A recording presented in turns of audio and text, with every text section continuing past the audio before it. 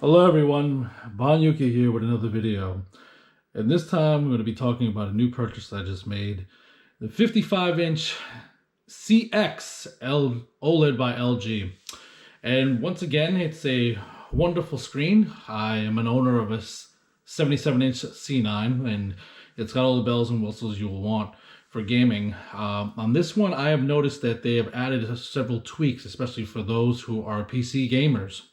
They added a 420 color mode for 4K 60. I've tried it today. I can verify it indeed does work. You have to drop down to the PC section in the NVIDIA control panel and it's there. This TV also supports G-Sync, which also works fine. And I have heard that there is going to be a firmware update for FreeSync. I do have a couple AMD cards in the house. I could try that later on once they confirm the firmware is out. Now, a lot of people are going to be seeing me trying, this is Street Fighter Alpha 1 on the Jotego core for the CPS 1 on the Mister. And the one thing I love about Mister is that it can do simultaneous output over analog and digital HDMI.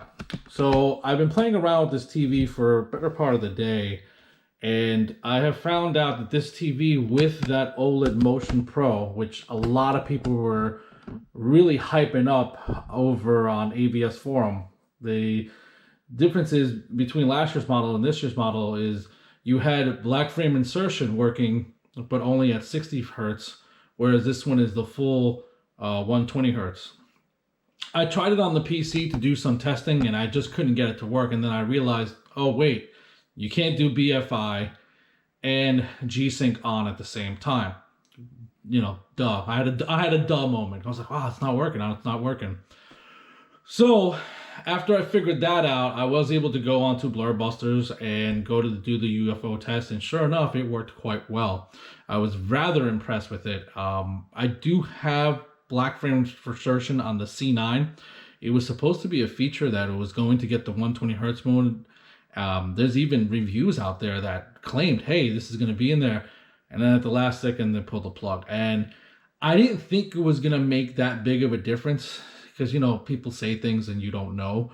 But when you see it in action, that's what really matters. And I will say this.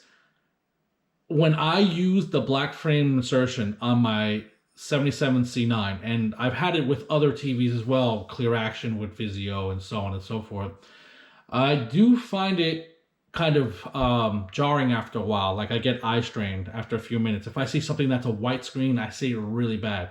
Now, my 77 Charlie 9, the one I have in the next room, I see it and I can deal with it, but it does give me eye strain. And after about 5 to 10 minutes, I'm like, all right, let me turn this crap off. It's not worth it. In reality, it kind of is because the motion blur is bad. You could really see it horrible how bad 60 Hertz is when you're playing those UFO tests and they're doing those tests in 60 Hertz mode, and it looks pretty bad.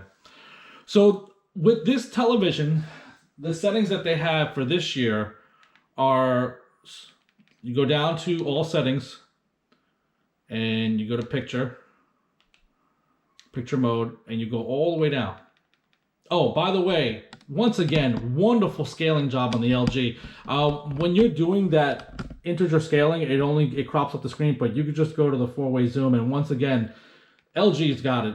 They know what's up here. I mean, they do a great job with their scaler. It looks crisp. I mean, I don't know if you can see the scan lines on YouTube, but it looks great. So anyway, I digress. True Motion, if you guys can see that, you go down to True Motion, and right now I have it on auto. There's 4 settings, of course, there's off, but here it is off, and it looks fine. It doesn't look bad. It's just, as soon as things start moving around, the detail's lost. I mean, it's like looking at like an OLED. I mean, OLED does have better motion blur than, say, a CRT, no, excuse me, definitely not CRT. It's definitely better than an LCD, but even the plasma that I had in this room, and I didn't get rid of the plasma, it's just upstairs now. Even the plasma I had in this room blew away the OLED in terms of motion blur. So what I was doing is I was going back and forth between them with these OLED modes. And these Motion Pro modes, you have off, which is pretty much garbage. Then you have low. I don't think it helps out that much. I'll be honest with you. Then you have medium, and that's where it starts getting better. That's when it's like, hey, this is actually making a difference. Like I could see the difference between off and low. It's like, yeah, like I'd have to be hard pressed. But once we get to medium, like, oh, this actually looks better. Then we get to high. And high looks better than medium. It's not worlds better, but it is better. It is a noticeable jump. Now, if you, I don't know if you guys can see here, but look at the difference in the brightness between the settings. And that's what you were expecting when you're doing these motion blurs reduction. You have your brightness because it's basically refreshing and throwing out black screen over and over again. The one reason I wanted to get this TV over an LCD and whatnot is because if it's going to do 120 hertz black frame insertion, I feel that it's possible. This is just theory. This is my thinking now. I could be wrong. Could be a good mitigation for burn-in. Now, burn-in does happen on OLEDs. It happens on CRTs. It could even happen on LCD. It has to be really bad, but it is possible. It's just not probable. You have to really abuse it. But with these options with the Motion Pro, I'm thinking if I just keep this stuff on, maybe it'll make this panel live longer. The downside is I have to run the OLED brightness all the way up to compensate, because if you're having your brightness, you really have to pump it up. So right now I have it pumped at 100 and it looks good. And I've noticed between medium and high, it does look better going to high in terms of the motion, but the brightness you lose is really bad. I have found that auto is kind of between low and medium, but it still gives you that brightness of low. But it's closer to medium than it is, at least in using Mister with 60 hertz content, because Mister is kicking out of 60 hertz. So in 60 hertz content, what I found is auto is like between low and medium. So just keep that in mind. It's not as good as medium, but it's definitely better than low. I honestly, I don't even know what the hell low is there for. I mean, it's not, I don't really see that much of a difference. It looks better, but it's like, what's the point?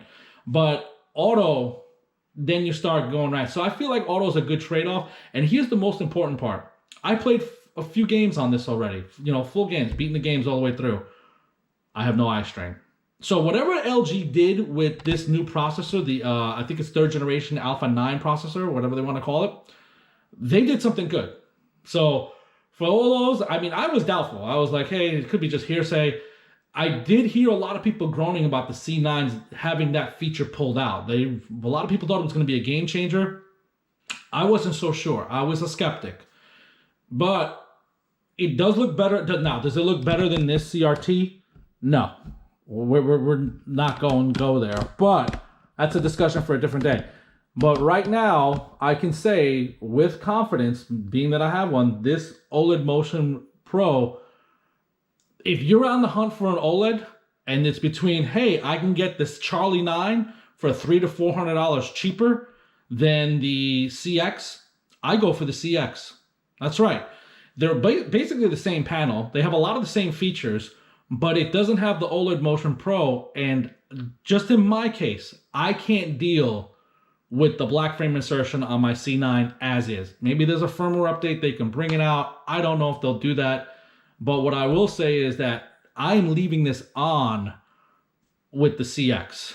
I wish the 48-inch was out. As you can see now, like this, you know, I'll do another follow-up video on this room on how I have things set up. But I just wanted to chime in and let you guys know that it's another winner by LG. I wasn't planning on buying this set. I was gonna wait till June, but the guys at Video Only, they take care of me, and you know, they gave me an offer I couldn't refuse. You know, one of those Godfather offers, and it's like, you buy this, so you'll be sleeping with the fishes.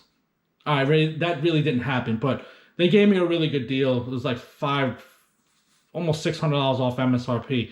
That's tough to beat. I basically played Black Friday price for having the TV now. So with COVID-19, you know, President Trump's handing out checks. Why not?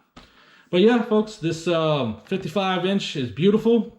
I can only imagine the 65 and the 77 being wonderful, but I'm really curious to see anyone out there who plans on getting the 48-inch. I think that one's going to be the bee's knees. And like I said, for those PC guys out there who are like, man, I really want to see how the 4K 120 hertz is.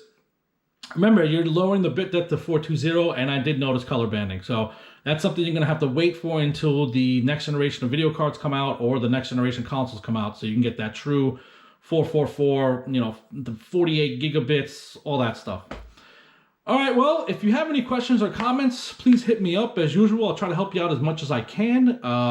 This is my second OLED TV that's currently in the house. I have owned one before. I do baby these TVs, but this one, I am not going to baby. I'm going to run this one into the ground because I rather lose money on this purchase than lose money on my 77-inch. I know it sounds weird because it's like, wait, you're going to run a TV into the ground? With OLED, you can do that. So hopefully with the BFI, maybe it'll last. I'm hoping to get 3 years out of this TV. That puts me at around $450 per year. I think I can live with that for a screen that looks this nice. And in this room, it's set up pretty well. I mean, I got the CRT there, I've got the OLED there, and I've got a 4K screen in portrait mode because I'm going to be dealing with a whole bunch of stuff there. So that'll be another video in the future. Anyway, rambling on. You folks have a good day. Take care.